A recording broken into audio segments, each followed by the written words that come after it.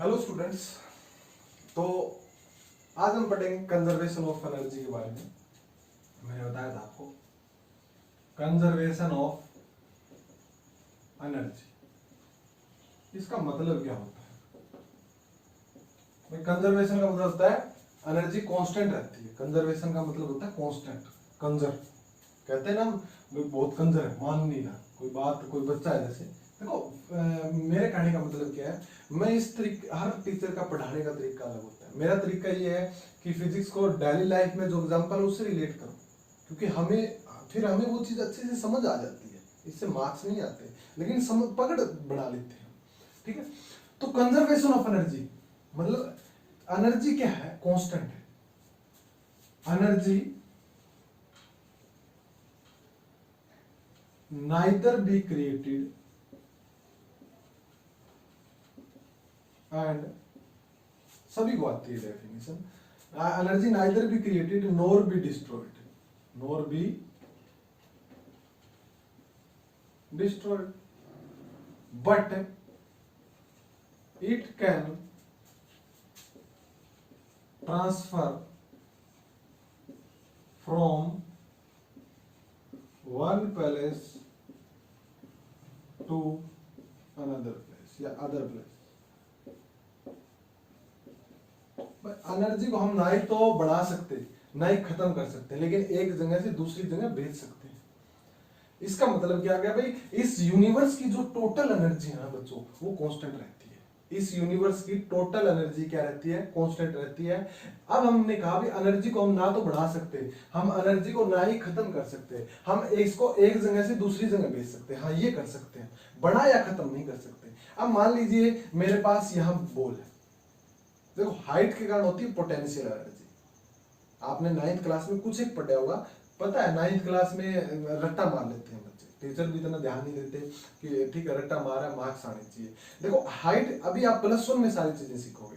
Height के कारण क्या होता है, पोटेंशियल एनर्जी, जिसका फॉर्मूला आपने बेसिक पढ़ा था mgh। m मतलब मास, g मतलब ग्रेविटी और h मतलब हाइट।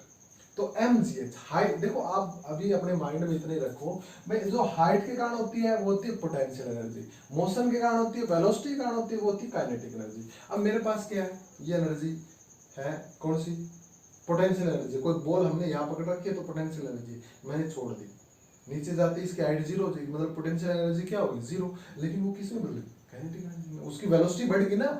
पहले पोटेंशियल एनर्जी थी, मतलब कुछ ना कुछ हाइट थी तो पोटेंशियल एनर्जी थी। अब मैंने जैसे ही पोटेंशियल एनर्जी इस बॉल को छोड़ा तो पोटेंशियल एनर्जी किसमें बदल गई, काइनेटिक एनर्जी प्लस में साउंड एनर्जी। अब मैंने, अगर मैं मार्कर यहाँ से छोड़ दूं तो नीचे जाते ही ये जैसे ही उससे स्ट्राइक करेगा तो एक साउंड प्रोड्यूस होगी। क्यों होगी वो, क्योंकि पोटेंशियल एनर्जी काइनेटिक में चेंज होगी और साउंड में चेंज होगी। मतलब पहले पोटेंशियल थी, अब वो काइनेटिक और साउंड बन गई, लेकिन टोटल एनर्जी उतनी है। तभी तो हम कोई चीज नीचे फेंकते हैं तो साउंड प्रोड्यूस करती है, कोई चीज ज्यादा ऊपर से फेंकेंगे तो ज्यादा साउंड, क्योंकि एनर्जी ज्यादा हो।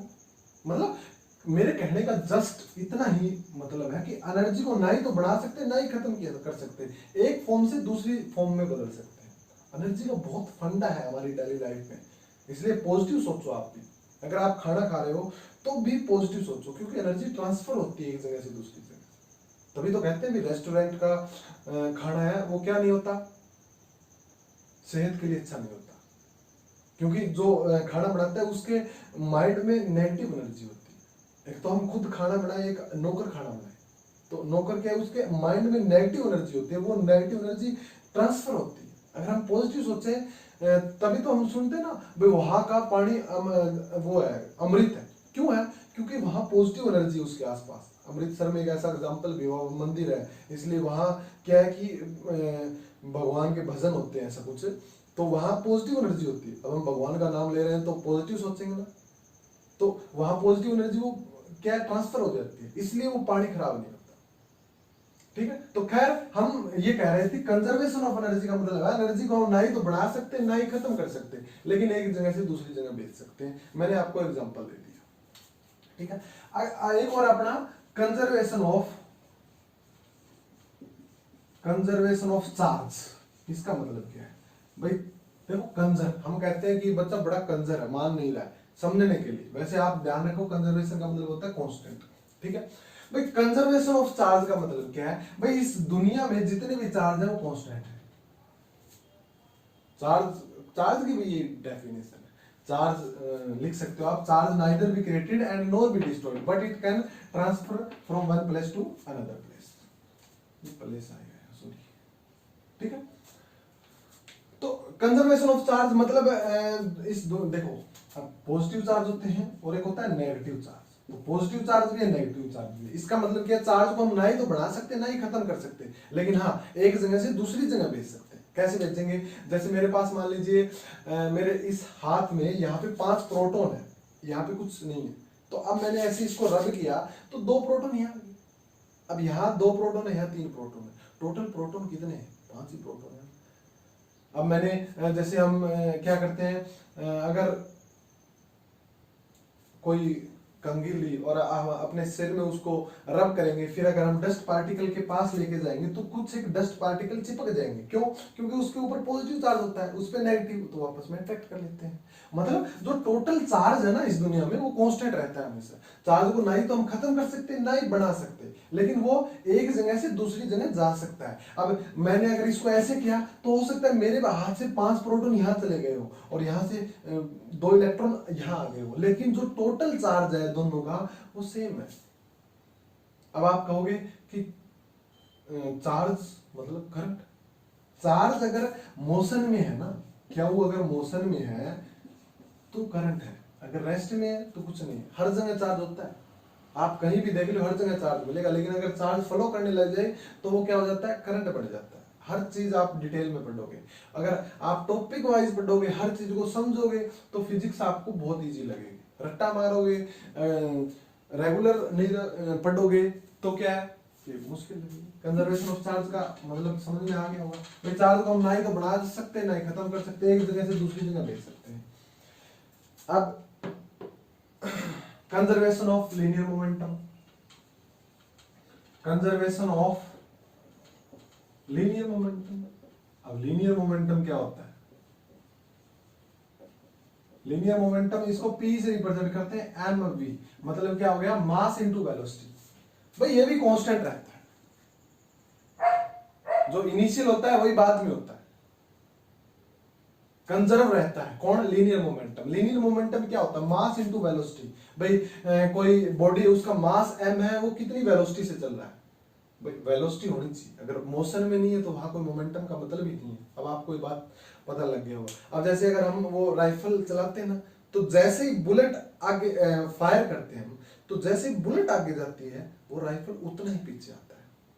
शुरू में मोमेंटम कितना था, जब वो रेस्ट में था तो v0 था, v0 था तो मोमेंटम 0 था। जैसे ही बुलेट फायर करता है, मैंने क्या कहा, शुरू में मोमेंटम 0 होता है, जैसे ही बुलेट फायर करता है तो बुलेट आगे जाता है, राइफल पीछे आता है। अब जितना वो आगे गया उतना ही पीछे झटका लगता है हमारे, इसलिए तो उसको टाइट पकड़ते हैं। तो जितना आगे मोमेंटम हुआ उतना ही पीछे वेलोसिटी, जितनी आगे वेलोसिटी हुई उतना ही पीछे हुई, तो मान लो एक दूसरे को कैंसिल कर देंगे। तो इनिशियल 0 था, बाद में भी 0 है, तो मोमेंटम क्या हुआ, कांस्टेंट हुआ। भाई शुरू में वो इनिशियली 0 है, जैसे ही बुलेट फायर हुई तो जितनी स्पीड से बुलेट आगे जाएगी उतना ही राइफल पीछे आएगा। मतलब दोनों अपोजिट डायरेक्शन में एक दूसरे को कैंसिल कर देंगे, इसलिए हम कह सकते हैं कि कंजर्वेशन ऑफ लीनियर मोमेंटम। एक अपना है conservation of angular momentum. Angular momentum भी ऐसे होता है, इसको हम कैसे डिफाइन करेंगे भाई, L is equal to R cross P. अभी आप ये हर चीज पढ़ोगे, रोटेशन की भी, लीनियर की भी, हर चीज ये भी हमेशा आपका क्या रहता है, कांस्टेंट रहता है। जैसे कंजर्वेशन ऑफ लीनियर मोमेंटम है, ये एंगल की बात बता देगा कोई, ठीक है। तो ये है। अब हम नेक्स्ट टॉपिक करते हैं, वो क्या है देखिए।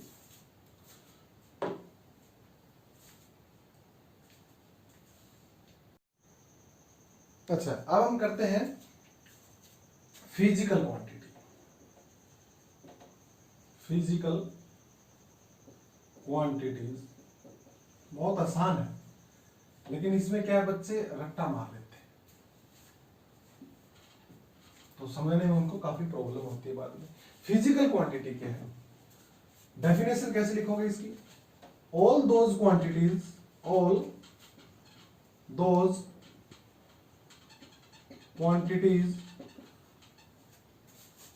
which can measured directly and indirectly,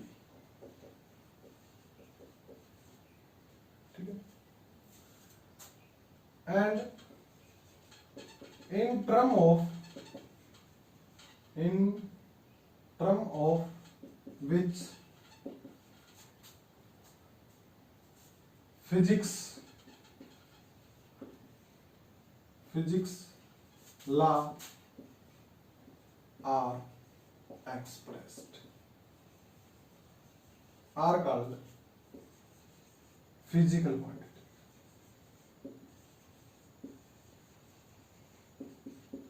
ये होती है फिजिकल क्वांटिटी भाई, जो क्वांटिटी मेजर की जा सकती है डायरेक्टली और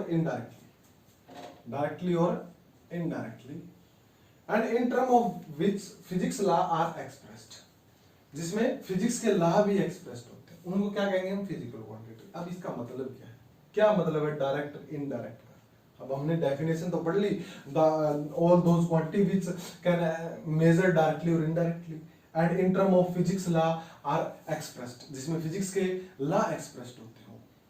तो इसका मतलब क्या हो गया भाई, वो क्वांटिटी, फिजिकल क्वांटिटी क्या होती है, वो क्वांटिटी जो हम डायरेक्ट मेजर कर सकते हैं और इनडायरेक्ट भी मेजर कर सकते हैं। डायरेक्ट मतलब जैसे आप किसी शॉप पे गए, आपको 5 kg शुगर चाहिए, तो आप क्या कहोगे उसको, भाई 5 kg, तो वो कैसे देगा, वो डायरेक्ट दे देगा ना आपको 5 kg मेजर करके। आप किसी शॉप पे गए, भाई मेरे को 2 मीटर कपड़ा चाहिए, तो 2 मीटर क्या है, वो उसको स्केल, इंची टेप जो भी बोलते हैं, उससे वो क्या मेजर करके दे देगा। और आपको 100 सेंटीमीटर कोई पता लगाना है, भाई 100 सेंटीमीटर कितना है, तो आप स्केल से बता सकते हो, 2 मीटर आप बता सकते हो। तो वो डायरेक्ट, उसको हम क्या कहेंगे, हम डायरेक्ट मेजर कर रहे हैं। हम कोई चीज लेने गए, भाई हमें 2 लीटर दूध दे दीजिए, तो वो आपको डायरेक्ट मेजर करके दे देगा ना। वो होता है जो हम डायरेक्ट मेजर कर सकते हैं। इनडायरेक्टली, जैसे अर्थ से मून की डिस्टेंस, अब ये थोड़ा सा यकीन, भाई इनडायरेक्ट कैसे होगा, अब इसको हम डायरेक्ट तो कर नहीं सकते। ये तो नहीं हम स्केल ऊपर लेके मून पे चले गए, ले भाई पकड़ो इंची टेप, एक तरफ से तू पकड़, देखते हैं कितनी दूर है, ऐसे तो पॉसिबल है नहीं। इनडायरेक्ट का मतलब है भाई हम कुछ ना कुछ ऐसा यूज करेंगे इनडायरेक्टली वो हमें पता लग जाए, जो कि आप आगे हर चीज डिटेल में पढ़ोगे। अभी आप ये देखो, जो छोटी अगर हमें मेजरमेंट करनी हो तो हम डायरेक्ट कर देंगे, अगर हम बड़ा कोई चीज हमें बड़ी मेजर करनी हो तो हम इनडायरेक्टली करेंगे। अब हमें जैसे शुगर, दूध ये लेके आना है तो वो डायरेक्ट मेजर करेगा, लेकिन अगर अर्थ से मून का डिस्टेंस पता लगाना है तो इनडायरेक्टली करेंगे। And in term of which physics law, और उनके मतलब क्या है जिसमें फिजिक्स के लॉ यूज होते हो। अब जैसे कोई भी 2 बॉडी है, उनके बीच में अट्रैक्शन है, मैंने बताया था आपको, F is equal to G m1 m2 divided by r square. इसका मतलब था m directly proportional to m1 m2, m inversely proportional to 1 by r square. तो ये फिजिकल क्वांटिटी है, कोई भी 2 बॉडी है, उनके बीच में उनके मास है 2, उनके बीच में अट्रैक्शन। भाई ये बताई तो मतलब क्या है, हम इनसे मेजर भी कर सकते हैं इनका मास, ठीक है, लेकिन इसमें क्या यूज हो रहा है, इसमें फिजिक्स के लॉ यूज हो रहे हैं ना। तो मतलब फिजिकल क्वांटिटी क्या होगी, वो क्वांटिटी जिनको हम डायरेक्ट बता सकते हैं, मेजर कर सकते हैं, इनडायरेक्ट भी मेजर कर सकते हैं, और उसमें फिजिक्स के लॉ लगते हैं। ऐसे नहीं, फिजिक्स के लॉ लगने जरूरी है। फिजिकल क्वांटिटी क्या होगी बच्चों, इसका रट्टा हो ना, इसको रट्टा मारोगे बार बार भूल जाओगे, दिमाग खराब रहेगा। समझो फिजिकल क्वांटिटी क्या है भाई, जिन क्वांटिटी को हम मेजर कर सकते हैं डायरेक्ट और इनडायरेक्ट, और उसमें फिजिक्स के लॉ लगते हैं, उनको हम क्या कहेंगे, फिजिकल क्वांटिटी। नोट करिए, बहुत आसान है।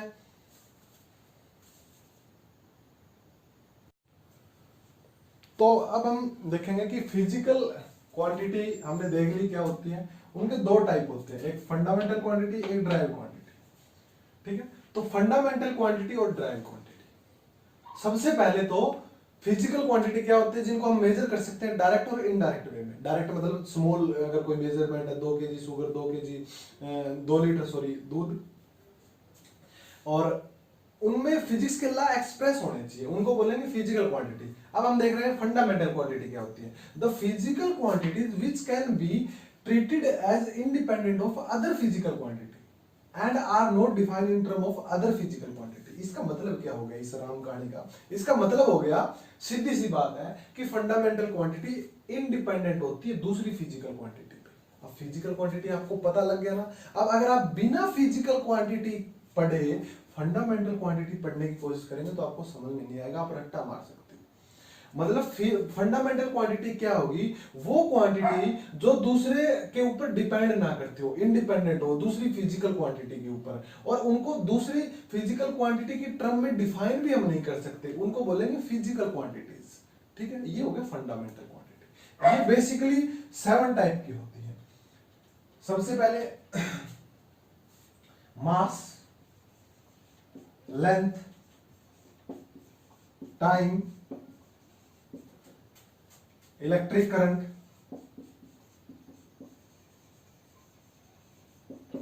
टेम्परेचर और luminous intensity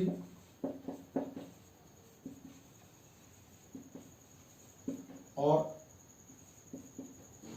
amount of substance, amount of substance.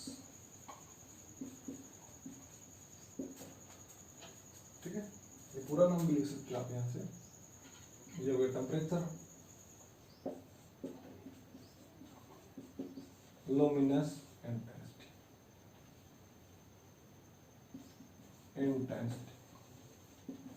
ताकि आपको समझ में आ जाए। भाई 7 टाइप की है फंडामेंटल क्वांटिटी। मास पता है आपको, लेंथ पता है आपको, टाइम पता है आपको, इलेक्ट्रिक करंट, भाई mass, length, time, current, temperature, amount of substance, किसी सब्सटेंस अमाउंट ऑफ सब्सटेंस हो गया, मतलब इसका भी डिटेल में आपको बताऊंगा। भाई कोई भी है उसका अमाउंट बताना है, मोल वगैरह, केमिस्ट्री में पढ़ा होगा आपने। और ये लुमिनस इंटेंसिटी, लुमिनस इंटेंसिटी का मतलब क्या है? भाई लाइट की इंटेंसिटी बेसिकली। ठीक है, लुमिनस इंटेंसिटी का मतलब क्या है? बेसिकली लाइट की इंटेंसिटी। तो ये 7 टाइप हैं किस किस के? Mass, length, time, electric current, temperature, luminous intensity, amount of substance. ये है फंडामेंटल क्वांटिटी। जो ऐसी क्वांटिटी जो दूसरी फिजिकल क्वांटिटी पे इंडिपेंडेंट होती है और उनको हम दूसरी फिजिकल क्वांटिटी की टर्म में डिफाइन नहीं कर सकते, ये अलग है, उनको बोलेंगे फंडामेंटल क्वांटिटी। अब मास है तो ये होगी भाई फंडामेंटल क्वांटिटी, हम इनको दूसरी फिजिकल क्वांटिटी पे ये इंडिपेंडेंट होती है और उनकी टर्म में हम इनको डिफाइन भी नहीं कर सकते। ये 7 है। जैसे मास है, किलोग्राम हो गया। अब मास का कोई फॉर्मूला तो नहीं होता ना भाई। मास तो भाई उसमें कितने अमाउंट है मैटर का, लेंथ है भाई, लेंथ कितनी है 2 मीटर है, हम डायरेक्ट उसको मेजर कर सकते हैं। टाइम कितना टाइम हुआ, करंट हम डायरेक्ट इनका कोई फॉर्मूला नहीं है, इसलिए फंडामेंटल क्वांटिटीज है जो दूसरी क्वांटिटी से इंडिपेंडेंट है। अब अगला टॉपिक हमारा दूसरा टाइप, वो क्या है? Derived quantities. बहुत आसान है।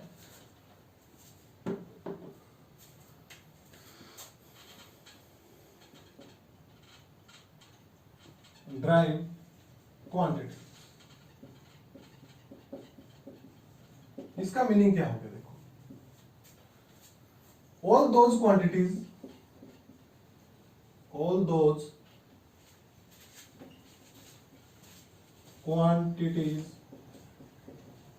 which can, हम क्या कह सकते हैं? all those quantities which can be derived from fundamental quantities,